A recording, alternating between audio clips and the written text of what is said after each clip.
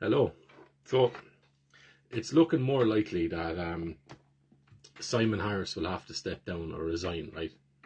And while we can all applaud that and recognise that as a benefit, it opens up the gates for another concern, which is who replaces him, right? And it's not going, I wouldn't imagine it's going to be anybody who's too different in terms of ideological framework or worldview than Simon Harris, right?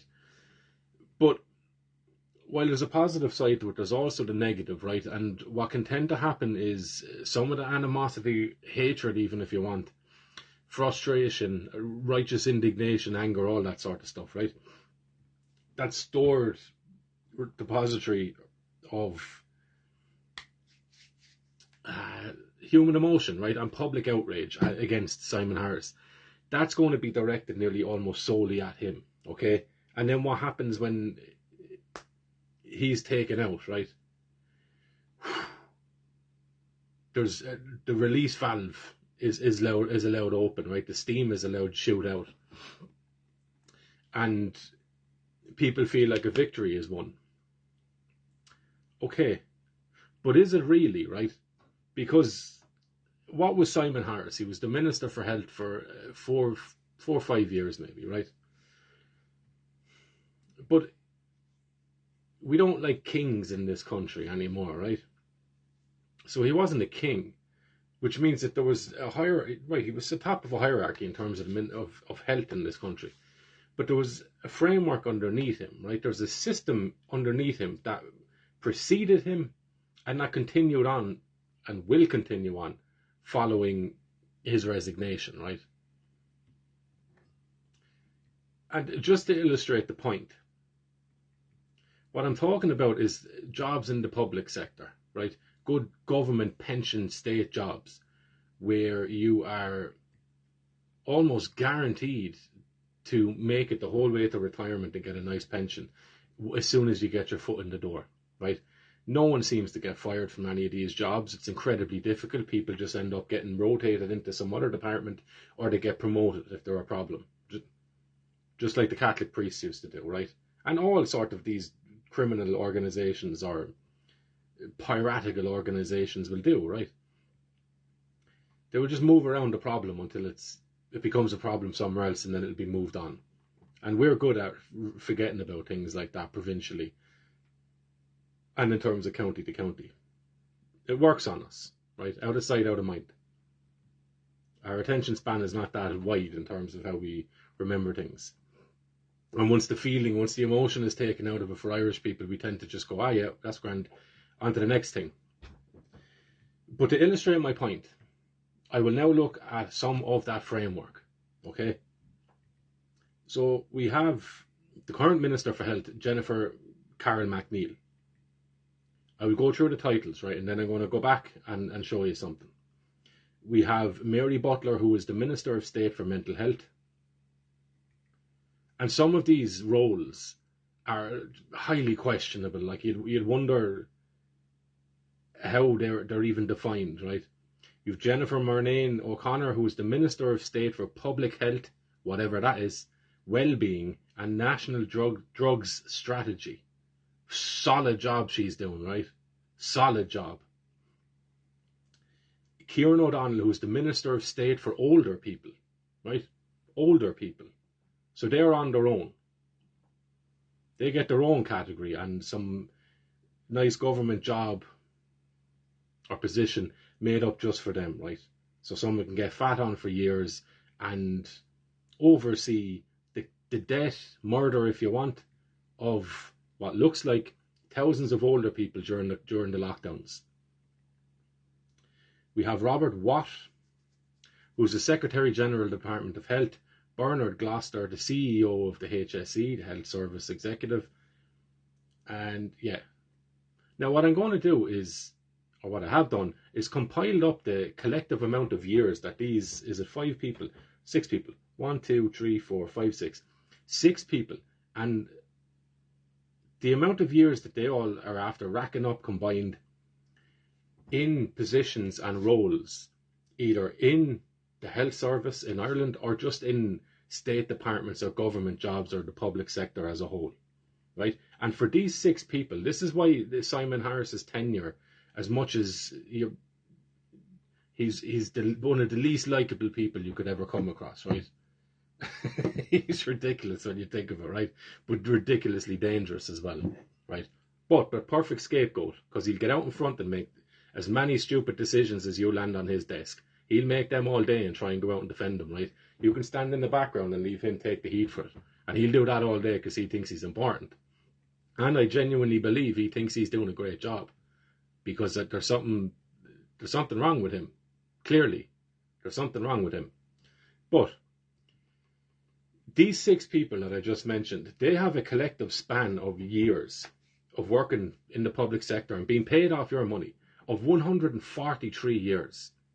These 6 people have been in the state apparatus, working, manoeuvring, gathering influence, influencing others, right? Making connections, developing relationships, rubbing people's backs, getting the pat on the back themselves, all that sort of stuff. 143 years these 6 people have spent entrenching themselves in the system and making their living off of it, right? And you can even see some of that then with McNeil. So I think her uncle has a company who is involved with bringing over foreign nurses into this country, right? And then she's the Minister for Health, which oversees the running of the hospitals, the health sector, nurses, etc. No quid pro quo there at all, no conflict of interest, right? But this is how these things run. So the fact that someone might be Minister for Health for a few years and then they move on, the system or the web that is the apparatus that supports them or that they sit on top of, that still continues on, right? So Simon Harris, 4 or 5 years in the position, he takes the rap for everything. He gets taken out, he resigns, everyone thinks that the whole thing has been wiped clean and we move on.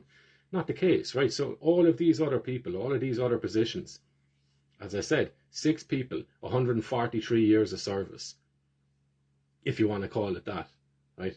So it's the system itself that needs to be gutted, okay? Because there'll always be a figurehead to throw out there, and there'll always be a scapegoat. When things get too hot, throw them out. People relax a little bit, then they think that their people power and voices after doing something, and it is to a degree, but it's not after it's after trimming the weeds instead of pulling the roots out, right? So there you have it. So these things will continue to happen, Simon Harris or no Simon Harris, right? Because the same system is in play. And the people that are actually responsible for making the day-to-day decisions, they're never touched. And if they do fall under suspicion of something, they're just rotated into a different department or they're promoted, right? And you see this continuously. The worst people imaginable end up at the top because they're cutthroat. And they're so hot to handle in terms of just being cold-blooded that people don't want to deal with them. So they just move them on. And if that means they get promoted away from you, happy days, you'd support it all day long. Okay? But the system is ancient. It's all family connections, movements and deals that have to be illegal, right? They just have to be illegal. And if they're not, then they should be. Okay? And that's what you're dealing with. So Simon Harris, yes, it's a nice moment if he resigns. It's even nice to see him under so much pressure.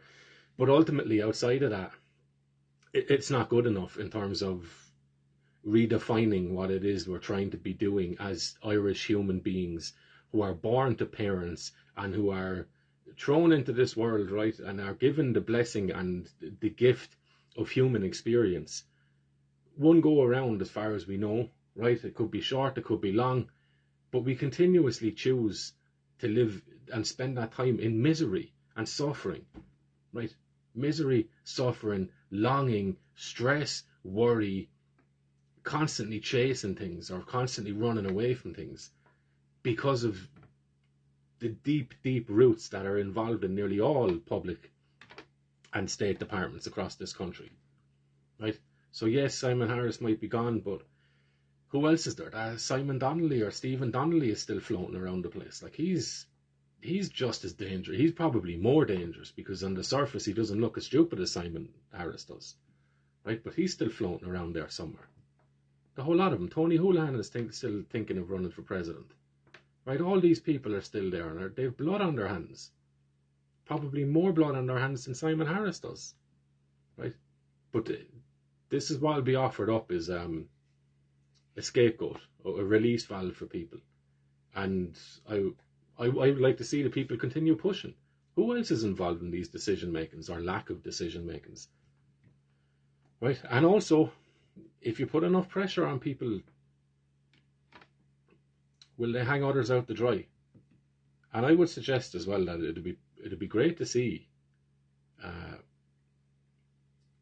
the children or the parents of the children affected by all of these creatures' decisions take cases out against the state. Hold the state accountable. Right? Hold the state accountable. Leave the state start hemorrhaging millions and millions, because it's only then that you see people that are get genuinely held to account.